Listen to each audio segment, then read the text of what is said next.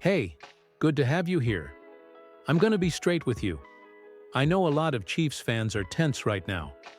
That ugly loss to Buffalo stung, and seeing starters out on the offensive line and our running back hurt didn't help.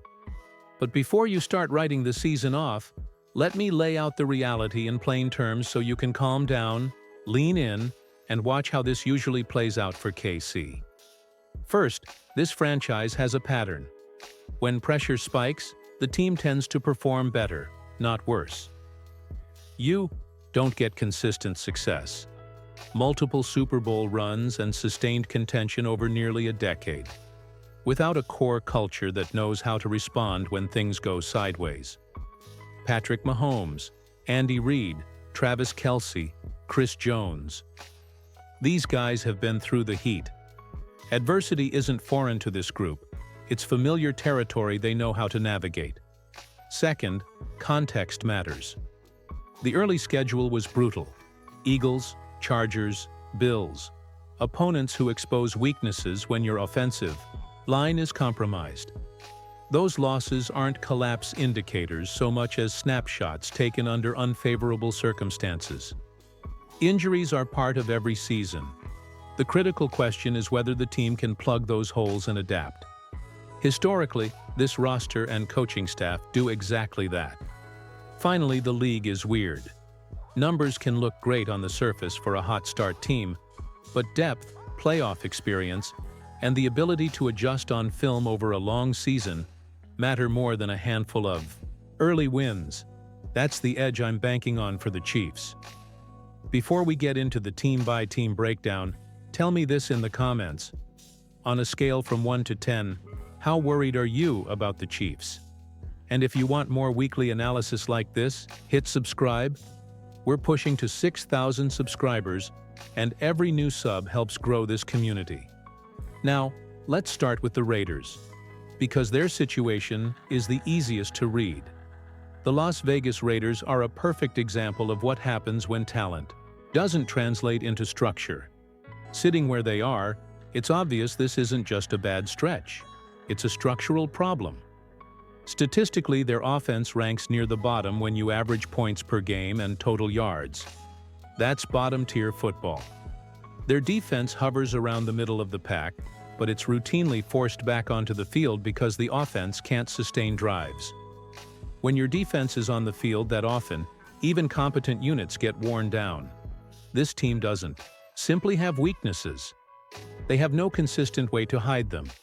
There's poor offensive identity, inconsistent play calling, and a leadership group that hasn't found rhythm through coaching changes and quarterback shuffles. You can't build momentum with constant reset buttons. Yes, they have bright spots. Max Crosby remains a relentless edge rusher, and rookie tight end Brock Bowers flashes special talent. But the practical conversation around those players often turns to trade value rather than build around, and that speaks volumes. My read is brutal but honest. The Raiders lack cohesion, direction, and a clear identity. I project a season finish that reflects that reality. And I want your take. In the comments, type yes or no. Should the Raiders blow it up and start fresh next year? All right, let's move on to what matters to us, the Kansas City Chiefs. This is where the outlook gets optimistic. Yes, the Chiefs aren't in the usual mid-season clear lead in the AFC West for the first time in years, and that can feel strange. But this group has a consistent trait. When the pressure is turned up, they elevate. This isn't just fan nostalgia. It's a pattern we've seen repeatedly. Mahomes and Reid know how to respond under stress. The culture here responds to adversity with adjustments and focus. Let's be clear about the facts. The Chiefs are, at this point, a top 6 offense and a top 5 defense by the composite measures most analysts use. That balance is rare and valuable. Even in games where the offense stalls, the defense has kept scores manageable. And when the defense gets pushed, Patrick Mahomes is the kind of quarterback who creates plays. It's not pretty every snap, but it works when it matters. injuries are a real part of the conversation. In that Buffalo game, 3 starting offensive linemen and the starting running back were out. You try to play at playoff speed missing that much protection up front. It's nearly impossible. Here's the crucial detail. Those players are expected back and healthy for the game in Denver. Getting your starters back on the line changes the whole offensive feel.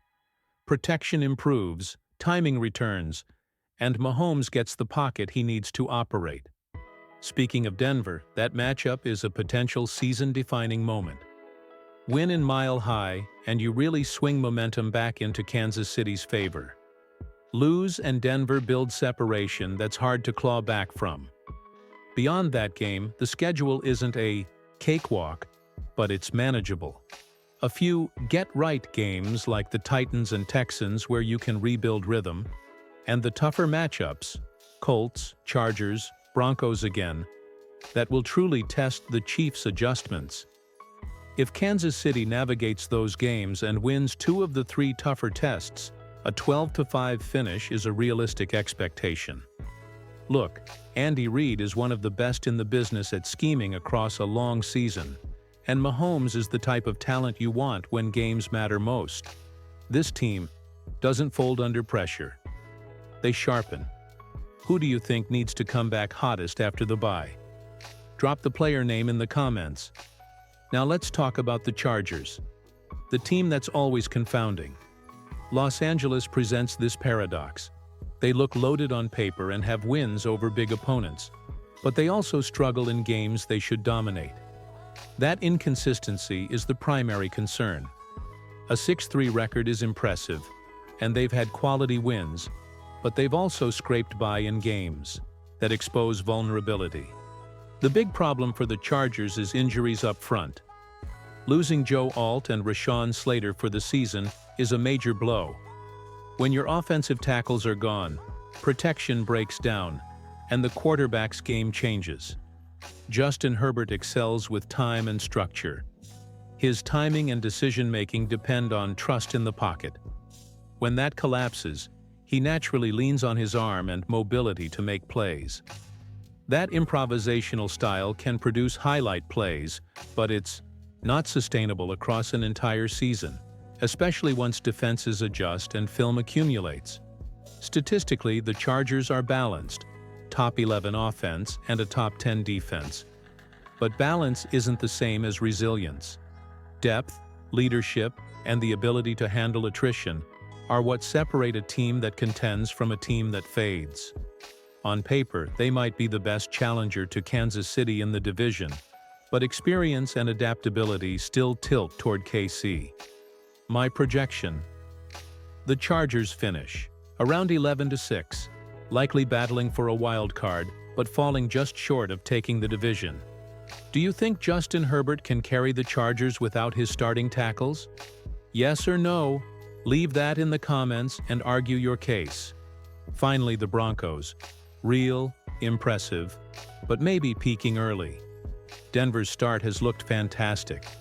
They've built a stingy defense that pressures quarterbacks and creates splash plays. Sean Payton has clearly rejuvenated some of the roster and culture.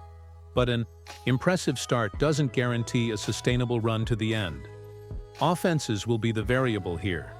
The Broncos' defense can carry you a long way, but offense is where questions linger. The quarterback has shown flashes, big plays, timely moments, but has he proved he can consistently elevate the team in late-season, high-pressure scenarios? I'm not fully convinced.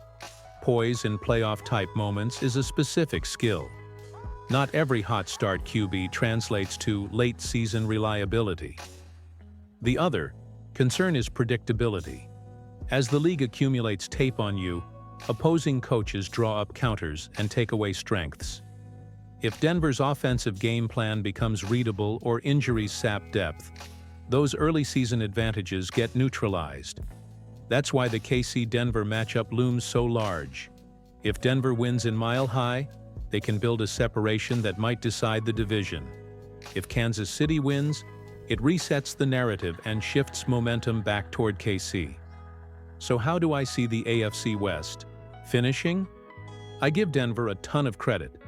They'll be in the playoff conversation. But I project Kansas City to take the division by virtue of experience and resilience. My projection: Chiefs 12-5, Broncos 11-6, Chargers 11-6, Raiders 4-13. That means we'll likely see multiple AFC West teams in the postseason, but Kansas City takes the crown. Before we close, here are 3 quick takeaways to remember. Context matters more than panic.